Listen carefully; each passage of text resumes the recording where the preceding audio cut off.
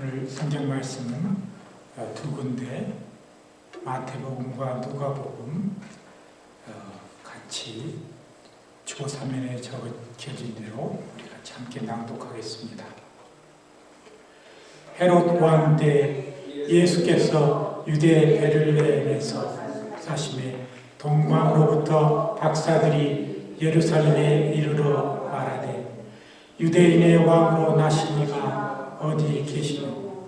우리가 동방에서 그의 별을 보고 그에게 경배하러 왔노라 하니 헤롯 왕과 온 예루살렘이 듣고 소동한지라.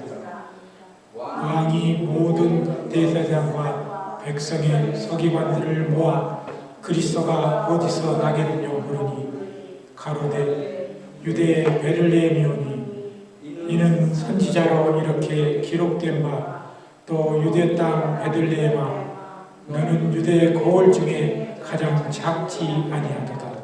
내게서 한 다스리는 자가 나와서 내 백성 이스라엘의 목자가 되리라 하였음이니이다. 누가복음. 이때에 가이사 아우구스토가 영을 내려 천하로 다 호적하라 했으니 이 호적은 구레네와 수리아 총독되었을 때 첫 번 한 것이라. 모든 사람이 호적하러 각각 고향으로 돌아가니 요셉도 다윗의 집 족속인 고로 갈릴리 나사렛 동네에서 유대를 향하여 베들레헴이라 하는 곳 다윗의 동네로 그 정원한 마리아와 함께 호적하러 올라가니 마리아가 이미 잉태되었더라. 거기 있을 때 그때 해산할 날이 차서 마다들을 나 강보로 싸서 구유에 넣었으니 이는 사관에 있을 곳이 없음이로라. 아멘.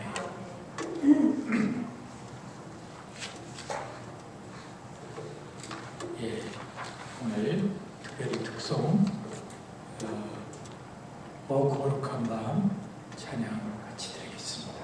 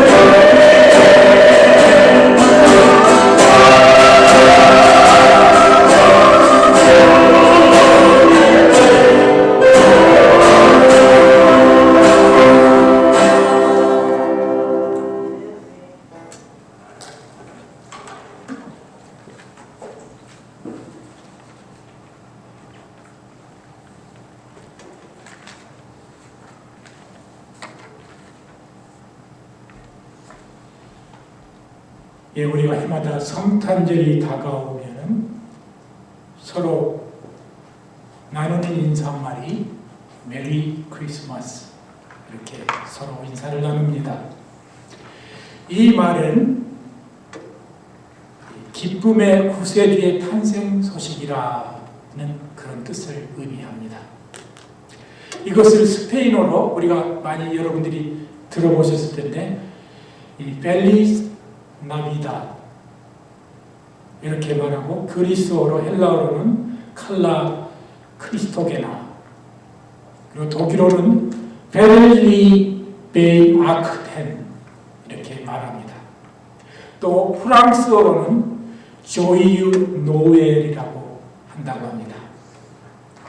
이 노엘이라는 말은 여러분들이 많이 들어본 단어입니다.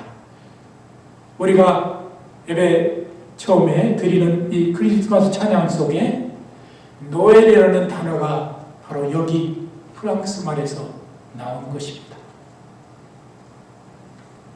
우리가 드리는 크리스마스 찬양 속에 우리는 이 노엘을 외치면서 우리가 그리스도의 오심을 찬양 드리는 것입니다.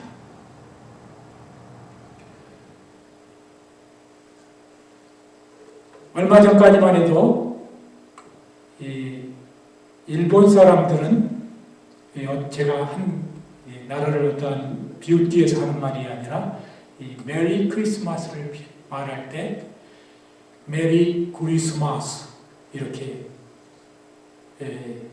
했습니다. 또 제가 어렸을 때 그렇게 우리 아버님, 어머님 세대의 분들은 그렇게 발음을 한 걸 들었습니다. 조금 재밌는 얘기를 하냐면 저에 관한 얘기인데 제가 아주 어렸을 때 이제 글을 배워서 이제 쓰기 시작했을 때 얼마 되지 않아서 이 크리스마스가 되면은 가까우면은 이제 학교에서나 또 교회에서 이렇게 스스로 크리스마스 카드를 만듭니다. 보통 이렇게 크리스마스 카드 맨 앞에 위쪽에는 이제 축성탄 이렇게 쓰는데 저는 어렸을 때 이 말의 의미를 정확하게 몰랐기 때문에 그냥 성축탄 이렇게 크리스마스 카드에다가 쓴 그런 기억이 있습니다. 이처럼 모든 나라들은 그리스도가 우리 죄를 위해서 이 땅에 오시고 특별히 그 그리스도교가 그 나라에 들어간 나라들은 자기 나라의 말로 이 메리 크리스마스를 번역해서 그렇게 쓰고 있는 것입니다.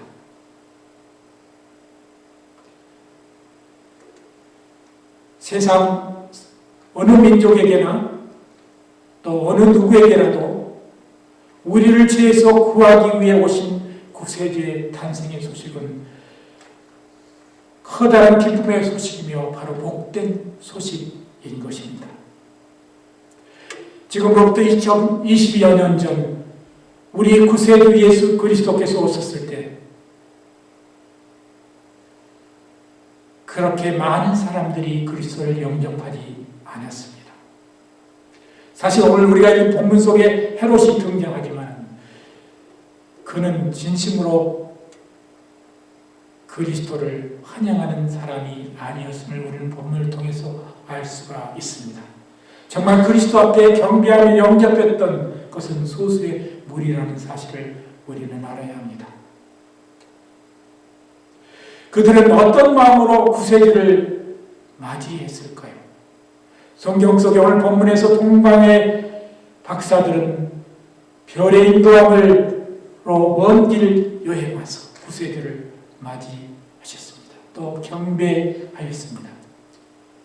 이 외경에 보면 이들의 이름이 캐스퍼, 또 메키얼, 또 바탈살이라고 이렇게 표현하고 있는데 이 세 사람이라고 외경에 기록하고 있습니다. 여러 가지 학설이 있었지만 바벨론 쪽에 왔다든지 아니면 인도 부분에서 왔을 수도 있었다는 그런 얘기들을 합니다. 그러나 분명한 것은 유대 땅, 팔레스틴이 아닌 동쪽의 땅에서 왔다는 건 확실한 것 같습니다. 그런데 많은 성경학자들은 이들이 점성가 또는 천문학을 공부하는 그런 사람이었다고 주장합니다. 이 동방 박사들이 별의 인도함을 따라 그렇게 예수 그리스도가 탄생하신 곳을 찾아왔다고 했습니다. 초대교회 교부이며 유명한 설교가인 크리스톰은 그때의 천체 이상적인 현상이 나타났었다고 그렇게 말하고 있습니다. 이 동방 박사들을 어느 성경에 보니까 마고스라고 표현하고 있는데, 이렇게 표현하고 있는 걸 보면 훗날 이 말이 이제 그 영어의 매직이라는 그런 말로 이제 변조인이 되었는데, 이 사람들은 신비스러운 존재였음을 우리가 볼 수 있는 것입니다. 특별히 이 누가로 보면은 베들레헴 들녘에서 양떼를 지키는 목자들에게 구주의 탄생이 천사들에 의해 또한 전해졌습니다. 이 예수 그리스도의 기쁜 소식을 듣고 마구간에 와서 구주의 아기 예수를 경배하였던 사람은, 제일 먼저 경배하였던 사람은 바로 사람들은 동방박사와 그리고 들에서 양을 치던 베들레헴의 목자들이었습니다. 뭐 어떤 사람이 더 먼저 왔냐 이런 얘기도 하지만 어쨌든 그 두 부류의 사람들이 제일 먼저 와서 경배하였습니다. 그런데 이 두 부류의 사람들은 유대 땅에 주권적인 세력이 아니라 한 사람은 이방 사람들이고 한 부류는 이방 사람이고 또 목자들은 그 시대에 소외된 사람들의 계층이었습니다.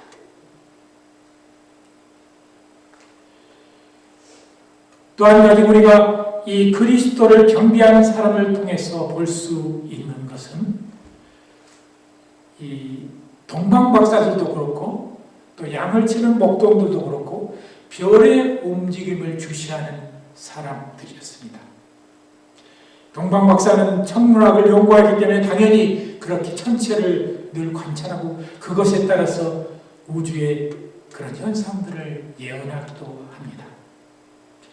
또한 양을 치는 목동들은 밤의 별들과 달의 위치를 보면서 그들이 먹을 기약을 하고 옮겨야 할 그럴 시기를 측정하는 것입니다. 이 오늘날도 많은 이 점성가들이 있는데 한때 미국의 대통령이 이 점성가의 조언을 받아서 이제 그런 정치를 한다고 해서 문제가 많았는데 오늘날 또 우리 한국의 대통령은 또 어떤 이 역학자의 조언을 받아서 그의 삶을 이제 좌지우지하며 살고 있다는 그런 얘기가 또 들고 있었는데 오늘날도 우리 영어에도 그런 표현이 있는데 우리가 아는 유명한 사람이 돌아가셨을 때 우리는 큰 별이 떨어졌다고 얘기합니다. 그래서 예로부터 이 별의 움직임이나 또 큰 별이 떨어졌을 때 커다란 인물이 이제 또 이 땅을 떠나겠구나 라는 그런 예언을 하는 경우가 많았던 것입니다.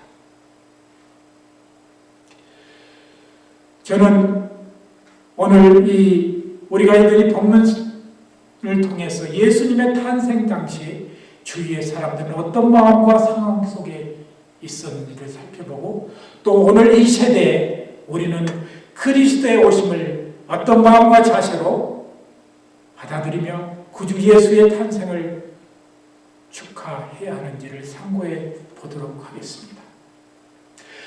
먼저 우리가 부르는 크리스마스 캐롤송이 있는데, 이 캐롤이란 말은 원래 기쁨의 춤을 추며 부르는 노래라는 뜻이라고 합니다.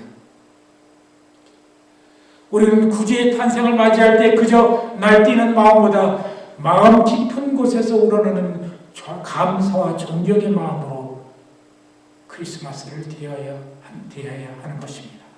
만왕의 왕이신 그리스도가 세상의 가장 낮은 곳인 베들레헴의 마구간에서 태어났는데 뭐 그리 기뻐 춤출 일이 있겠습니까? 때로는 마음이 가만 생각해보면 좀 아프기도 합니다. 아니, 세상의 현인들이라고 하는, 누구라고 얘기하지 않겠지만 그 사람은 왕족으로 왕국에서 태어났는데 우리를 이 세상의 모든 죄를 짊어지고 하는 그리스도 예수께서 태어나실 때 좀 귀한 곳에서 태어나시지 하는 그런 안타까움도 있는 것입니다. 그래서 우리가 캐롤송처럼 그렇게 기뻐 춤추며 찬양을 할 수는 없을 것 같습니다. 이 크리스마스의 캐롤 노래 가사들을 보면 그리스도의 교리와 상반되고 때로는 또 약간 허무한 그런 내용들이 있습니다. 그 주제곡들이 루돌프 사슴고, 징글벨, 또 산타 할아버지의 선물, 이런 노래가 있습니다. 그 가사에 산타 할아버지 보면 재밌는 내용이 있는데, 산타 할아버지는 우는 애에게 선물을 주지 않는다네, 이런 가사가 있습니다. 이것도 자세히 보면 사실 아이가 울어야지 부모가 선물을 더 주지, 우는 아이에, 울지 않은 아이에게 선물을 더 줄까 하는 그런 생각을 해봅니다. 어쨌든 지금 이 시대는 그저 진정성탄의 의미를 모르는 채 기뻐 춤을 추는 캐롤송만을 부르는 그런 시대 속에 우리는 살고 있습니다. 우리는 이런 때 정말 우리 영혼 깊은 곳에서 우러나와서 우리의 가슴 깊은 곳에서 감사와 기쁨의 눈물을 흘리는 그런 찬양을 우리는 드려야 하는 것입니다. 두 번째, 우리 죄를 위해 죽으시기 위해 오신 구세주를 대하는 마음을 우리는 가져야 합니다. 우리가 속된 말로 우리가 너무 뻔뻔하게 주 앞에 나오기보다 공로 없고 자격 없는 나를 위해 나를 구하러 오신 그 구주 예수를 우리는 겸손히 영접해야 한다고 저는 생각합니다. 그는 우리 죄를 위해 십자가 고난을 감당해야 할 아이였습니다. 예수님이 태어날 바로 그 시점에 당시의 사람들은 훗날을 잘 몰랐기 때문에 그저 유대인의 왕이고 그들을 구한 메시아였으니 일단 기뻐하고 보았을 것입니다. 하지만 오늘 이 시대에 사는 우리는 그리스도가 어떻게 우리 태어났고 어떻게 우리 죄를 위해서 십자가에 돌아가셨고 부활하셨던 것을 우리는 잘 압니다. 그리고 그분의 생애, 그분이 어떠한 삶을 우리에게 보여주셨던 걸 우리는 잘 알기에 우리는 마냥 기뻐할 수만은 없는 것입니다. 나의 죄 때문에 오신 주님, 나를 위하여서 온갖 고난을 받으신 그 고난을 앞으로 받을 그 아기를 생각해 보면서 무엇인가 우리의 가슴 속에는 정말 시리는 그런 마음이 옹솟음치는 것을 우리는 볼 수 있는 것입니다. 또한 느낄 수 있는 것입니다. 세 번째, 예수님을 바라보는 눈으로 우리는 세상을 바라보아야 합니다. 예수님은 세상의 어떤 현인처럼 왕궁에서 태어나지 않았고 작은 고을 베들레헴의 마구간에서 태어나 말구유 위에 누이셨습니다. 그분이 그를 따르는 사람들에게 행하신 정말 세상에 가장 위대한 기적이 있습니다. 그것은 바로 오병이어의 기적. 5천 명을 보리떡 5개와 물고기 2마리로 먹이셨던 그 기적의 사건입니다. 우리 인간의 생각으로 상상하기 힘든 이 놀라운 기적이지만 그 기적은 결코 호화로운 식사가 아니었습니다. 가장 평범하고 소박한 백성들의 한 끼니였습니다. 그마저도 예수님께서 남은 것을 버리지 말고 다 거두라고 하셨기에 12강률에 거두셨던 그런 사건이었습니다.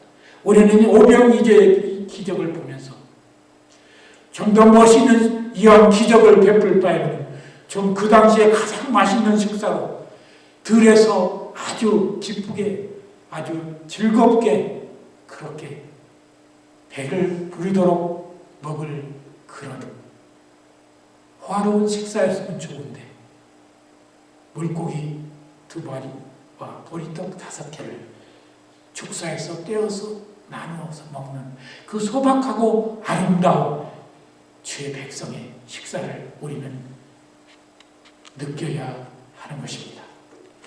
오늘날 많은 그리스도인들이 예수를 믿고 난 다음에 복을 많이 받아 화로운 삶을 누립니다. 우리는 크리스마스가 다가오면 가까운 이웃에게 가장 가난한 사람들, 소외된 사람들을 그렇게 돌아보아야 합니다. 오늘 저는 여기 오자마자 미국 교회 목사님의 간단한 간증을 들었는데 오늘 미국 교회는 이 교회 주위에 가난한 사람들을 초대해가지고 지난주부터 이번 주까지 그렇게 그들과 식사를 나누는 그런 시간들을 가졌다고 합니다. 오늘 2번째 예배 마지막 부분에서 이 목사님이 설교가 끝나고 예수 그리스도를 자신의 구주로 영접할 사람을 초대했을 때 10명이 넘는 사람들이 나와서 주 앞에 새로운 그리스도인이 되었다고 합니다.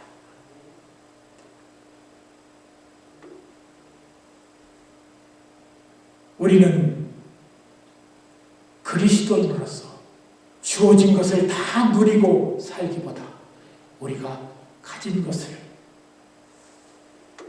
특별히 연말연시가 되면 가난하고 소외된 자들과 힘없는 자들과 그렇게 나누는 그런 마음들을 가져야 합니다.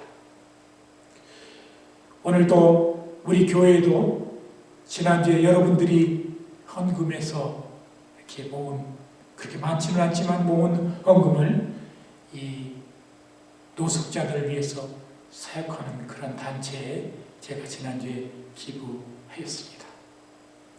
우리 성도들의 조그마한 정성이 그렇게 나타나 그들에게 조그마한 마음으로 또 기쁨을 줄 수 있다면 커다란 은혜가 우리에게 되는 일인 것 같습니다.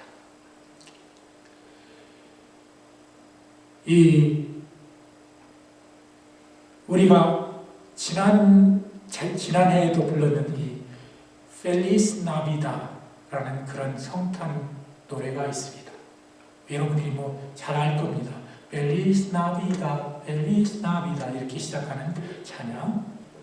그런데 이 노래를 직접 작곡하고 부른 페르도리코의 가수 겸 기타리스트가 있습니다. 이 사람은 작곡가이기도 하고 영화배우도 몇 편 했다고 그러는데 그런데 이분은 시각장애인입니다. 바로 그의 이름은 호세 펠리시아노. 이분이 하루는 이 방송국에 나와서 말하기를 나는 세상에서 누구보다 인종적인 편견을 가질 가능성이 작습니다. 그 이유는 나는 그 사람의 얼굴을 내가 볼 수 없기 때문입니다. 그 사람이 백인인지 그 사람이 흑인인지 그 사람이 동양 사람인지 알지 못하고 막연히 그 사람과 대화 나누어야 하기 때문입니다. 오늘 우리 그리스도인들은 주님이 바라보는 세상을 바라보는 눈이 바로 이 혹시 펠리시아노가 말하는 그런 눈일지도 모르겠습니다. 우리 주님은 세상 모두를 바라보실 때 편견 없는 눈, 사랑의 눈, 그리고 그들에게 위로를 주는 그런 눈으로 우리 주님은 세상을 바라보았을 것입니다. 이제 말씀을 마치겠습니다. 어떤 사람이 나 대신, 자기 대신 형벌을 다른 사람이 대신 받아줘서 자기가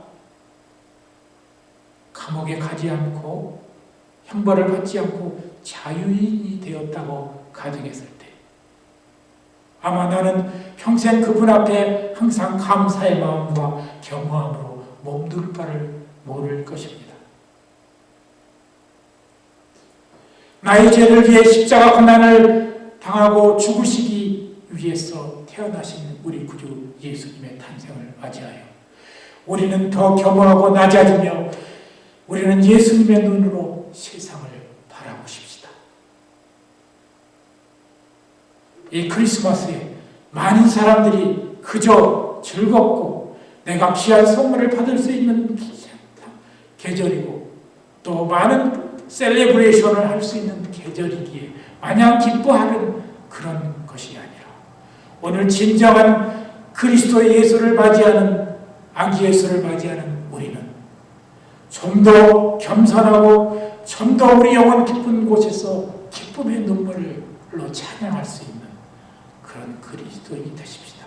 우리 믿음의 교회 성도들이 이 주의 오신 아기 예수가 태어난 이 크리스마스에 정말 우리 자신을 다시 돌이켜보면서 내가 얼마큼 겸손하고 내가 얼마만큼 그리스도인으로 겸손하게 소박하게 또 예수님이 원하는 눈으로 세상을 바라보아야 하는지 우리를 돌이켜보고 오늘 또 그렇지 않다면 우리가 다시 자신을 다시 돌이켜 정말 아기 예수를 기쁜 마음으로 감사한 마음으로 또 겸손한 마음으로 맞이할 수 있는 성도들이 되시기를 예수 그리스도의 이름으로 간절히 기도드립니다. 함께 기도하겠습니다.